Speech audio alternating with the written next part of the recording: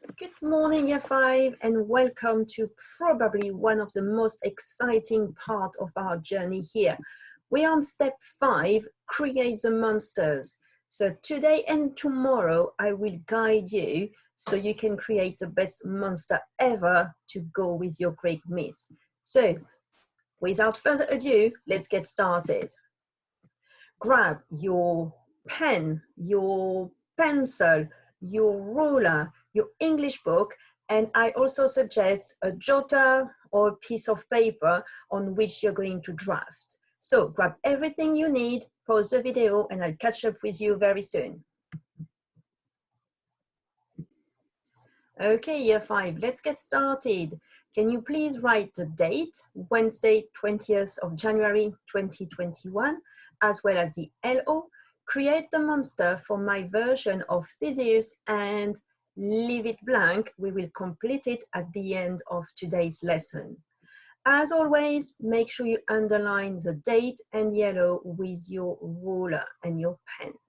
Do it properly and neatly as you will do in class, and I will catch up with you very soon. Well done, Year 5. Now let's have a look at the signs of success for today's lesson. Know what monsters are important in Greek myth, know the impact of the monster on the readers, and use precise vocabulary to describe the monster. So now that you know you're going to create your monster, I'm sure you've got plenty of ideas in your mind. However, we need to organize them so you can create the best monster for your myth. Here we are.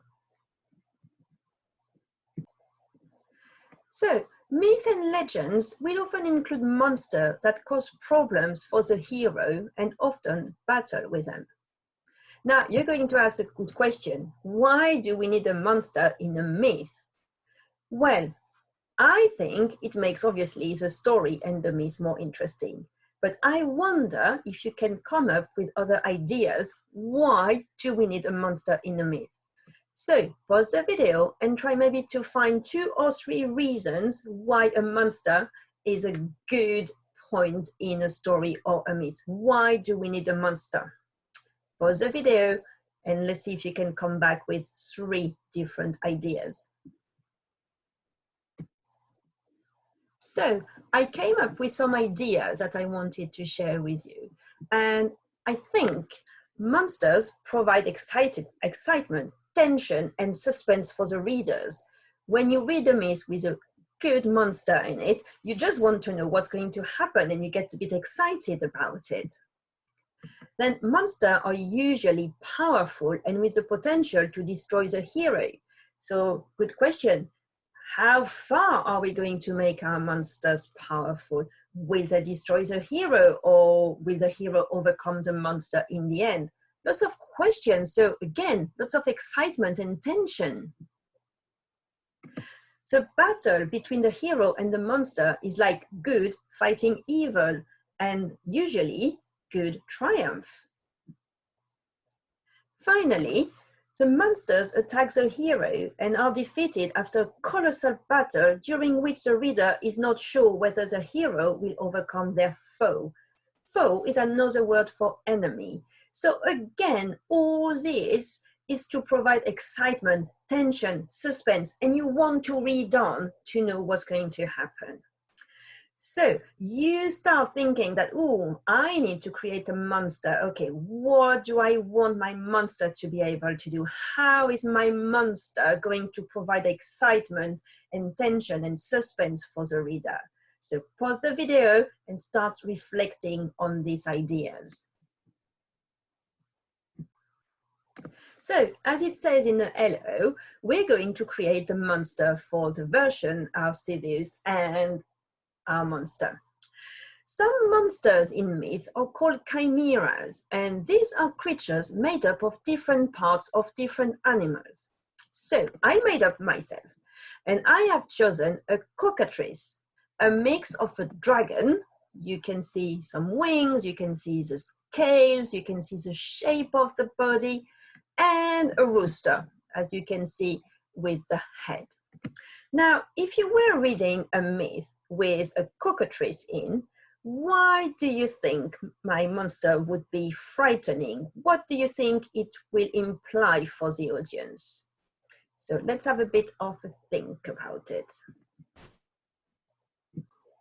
So I'm sure you've got plenty of ideas why such creatures could be so frightening to the audience. Honestly, I don't really like the look of this one. I think the eyes look frightening and I wouldn't like to be face to face with this animal. So let's move on anyway. Today, we're going to guide you to create your own chimera. So I suggest for this, you're going to get your jotter or just some scrap paper you've gathered. So if you didn't have time to do it, just do it now. And I'm going to pause the video to give you some time to be ready. So, as it says, I'm going to guide you to create your own chimera. And for that, I would like you first to use your jotter or some scrap paper you've got. I think it's important that you first try your chimera before having it in your books. First reason is maybe after your first draft, you won't be happy and you will want to try another one. So have a go first in your jotter or on the scrap paper you've got. So point number one, I would like you to choose the animal's head. So if I go back to my example, mine will be the head of a rooster. And I'm not going to draw it, I'm just going to write the name here. Maybe you're thinking of something else. Oh, why not having the head of a lion? Okay, I've got it here, lion. Number two, choose a different animal's body. Okay, so same as before. I don't want you to draw it yet. I just want to think about the body. Okay, I've got a lion here, which is very powerful. Maybe I need something with wings. Oh, let's say, why can't I have, let's say, an eagle? So my chimera, my new one, will have the head of a lion and the body of an eagle, so it can fly as well. While creating my chimera, I need to start thinking of the power I want my chimera to have. So task 3, choose a maximum of 2 more additional features. So that is up to you. Maybe you just want to keep your animal just as it is now. Let's say for me, it will be the head of a lion and the body of an eagle. But maybe you want to choose something different. Maybe you want the legs to be from another animal. Maybe you want to have, oh, I would say maybe wings. Let me think, wings of a dragon. So it could be the body of the eagle, but the wings of a dragon. And the legs from, I'll let you think. Task 4. Give your chimera a maximum of 2 superpowers. So just 2. Like, can your chimera breathe fire? Or shapeshift into different creatures or people? Oh, how exciting. Or maybe can your chimera fly? Can your chimera swim as well? So loads of things to think of. So I just go back to what we said. Task 1, choose an animal's head. Task 2, choose a different animal's body. Task 3, choose a maximum of 2 more additional features if you want to. And task 4, give your chimera a maximum of 2 superpowers, like breathing fire or turning into different creatures or people. So just focus on these 4 elements, pause the video, and play it when you're ready. So year 5, I have no doubt that you start having great ideas about your monster.